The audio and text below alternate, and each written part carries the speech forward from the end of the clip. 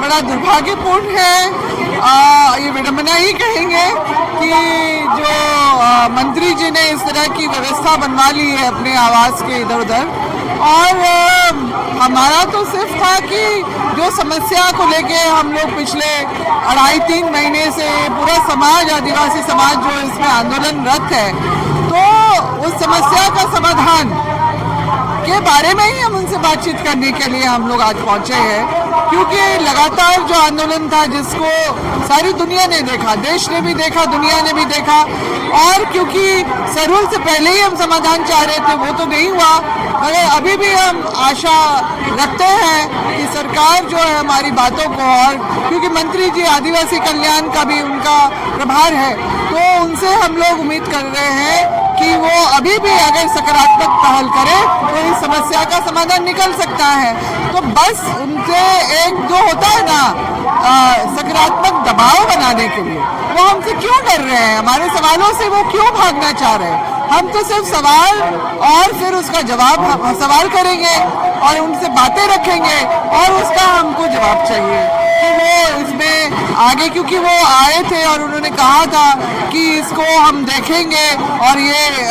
संभव है इसका समाधान, तो हम लोग उसी पे बातचीत करने से ही समाधान निकलता है। बस वही था, और हम लोग कोई अचानक की तो बात है नहीं कि हम धावा धोने आएंगे। अगर ये इस तरह की व्यवस्था की गई है तभी की जाती है जब लोग हमला करने के लिए आते हैं, मगर हमारा सिर्फ उनसे सवाल होगा, हमारा उनसे सिर्फ संवाद होगा,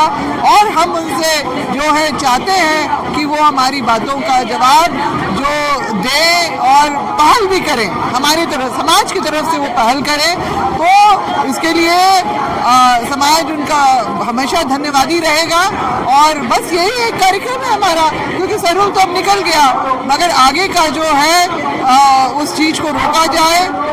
उसके लिए हम लोग यहाँ जमा हुए हैं, बस यही है हमारा, और कुछ नहीं है। भविष्य में पूर्व मंत्री का सुझाव का बाद मंत्री चंद्र लिंडा का आवास घेराव कर रहे हैं। आज मंत्री चंद्र लिंडा जी का आवास घेरने का कारण है कि रैंप हमारा सीएम टोली का नहीं हट रहा है, और माननीय चंद्र लिंडा जी जाकर बोले थे कि ऊपर से फ्लाईओवर ले जाकर इसे कनेक्टिंग कागे टोली में मिलाया जाए, तो अभी तक रैंप हटा नहीं है। सरहुल बहुत मुश्किल से हम लोग गुजारे, और हमारा 150 वॉलंटियर जो सरहुल शोभा यात्रा को नियंत्रित कर रहा था, सरकार की तरफ से लचर व्यवस्था थी, हमें प्रशासन ने कोई सहयोग नहीं किया, और आज चंद्र लिंडा से बस यही बात के लिए हम लोग जा रहे हैं कि आपने बोला था रैंप हटवाएंगे, तो आप चुप्पी क्यों साधे हुए हैं? पुलिस प्रशासन तैनात है, उस पर क्या कहेंगे? इससे पता चलता है कि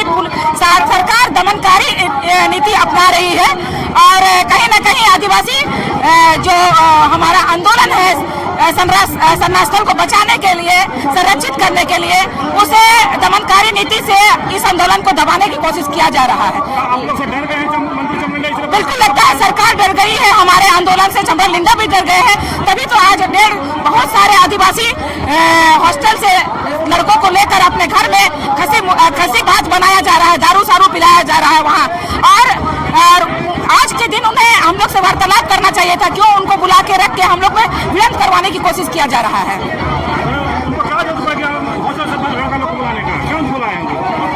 किस लिए बुलाए कि हम लोग से वो लोग अंतर्युद्ध करें, हम 1-2 गुटों में हम लोगों को बांटे कि ये हमारा चंद्र लिंडा का ग्रुप है, ये मानते हैं, वो लोग बोल रहे हैं अभी कि चंद्र लिंडा इस समाज को जगाए, आदिवासियों को बांटने की कोशिश किया जा रहा है, उनको लड़वाने की कोशिश किया जा रहा है। इस सरकार में अगर चंद्र लिंडा जी को उस पद तक बैठाया है तो ये जनता का ही एक मत का ये है, एक सोचा जाए तो आज समाज के सामने चंद्र लिंडा जी बड़े मंत्री पद पे हैं, तो समाज ही है जो उन्हें उस पद तक बैठाने का काम किए, सत्ता दिलाने का काम किए हैं। उनको समझना चाहिए कि हम जब आदिवासी कल्याण मंत्री हैं तो हमें सभी सरना स्थल, मसना स्थल, हड़गड़ी स्थल, देसावली स्थल को किस तरह से संरक्षित करें, संवर्धन करें, कि आने वाले समय में जो उनका बैठाने के लिए हमेशा तत्पर रहे निरंजना हेयर स्टॉप पर। चलिए आप सुने जिस तरह से मंत्री चंद्रलेना का आवास घेराव करने आए हैं, सबसे पहले आपके चैनल को मैं जोहार करता हूं। इसके माध्यम से पूरे झारखंड के इस धर्म के मानने वाले लोगों को मैं ये बताना चाहता हूं कि मंत्री चमरा लिंडा आज जो विधायक बने हैं ये धर्म के नाम से ही बने हैं। आदिवासी छत्र संघ जो कि सरना धर्म को ही नहीं आदिवासियत को जगाने के लिए बना गया था और इसके प्रथम अध्यक्ष चमरा लिंडा बने थे। उस समय ये आदिवासी छात्रावास में थे कि हम धर्म का हर लड़ाई लड़ूंगा, लेकिन आज वो बिक गए, आज धर्म को वो भूल गए और आज कहीं ना कहीं वो पूंजीपतियों के चंगुल में चला गए और समाज का दलाली कर रहे हैं और समाज का काम नहीं कर रहे हैं। इसीलिए आज उसकी जमीर जो मर गई है उसको जगाने के लिए समाज के लोग उसके घर का घेराव करके उसको जगाने का काम करने के लिए आज आए हुए हैं और चमरा लिंडा को यह बताने के लिए आए हैं कि जिस तरह से काशी में काशी विश्वनाथ कॉरिडोर बना तो वहाँ की जितनी भी दुकान थी उसको तोड़ा गया। ये नहीं कि वहाँ का मंदिर को तोड़ा गया, मंदिर की भव्यता और सुंदरता के लिए वहाँ के सारे दुकान को तोड़ दिया गया। उसी तरह से राम मंदिर बना तो राम मंदिर की भव्यता और सुंदरता में कोई आंच नहीं आए, इसके लिए वहाँ के लाखों दुकान को उजाड़ दिया गया, वहाँ का झोपड़पट्टी उजाड़ दिया गया। लेकिन चमरा लिंडा और जेएमएम सरकार ने आज आदिवासियों की धरोहर को ही उजाड़ने का काम कर रहा है। बगल में एक तीड़ू कॉम्प्लेक्स है, उस तीड़ू कॉम्प्लेक्स का 1 इंच भी ईंट नहीं घसका और क्या जरूरत पड़ा उसको कि वो धर्म स्थल को ही उजाड़ने का काम कर रहा है। आज 10 फीट उसने जमीन ले लिया है और आने वाला दिन में बोलता है कि 20 फीट लेंगे। तो क्या आप सरना धर्म को ही मिटाना चाहते हैं? मैं आपके माध्यम से ये पूछना चाहता हूँ, ये जानना चाहता हूँ, माननीय हेमंत सोरेन जी, आप समाज किस समाज से बिलोंग करते हैं? आप या तो सरना समाज मानते हैं या तो गैर सरना समाज को मानते हैं। मैं ये जानना चाहता हूँ क्या जरूरत पड़ा।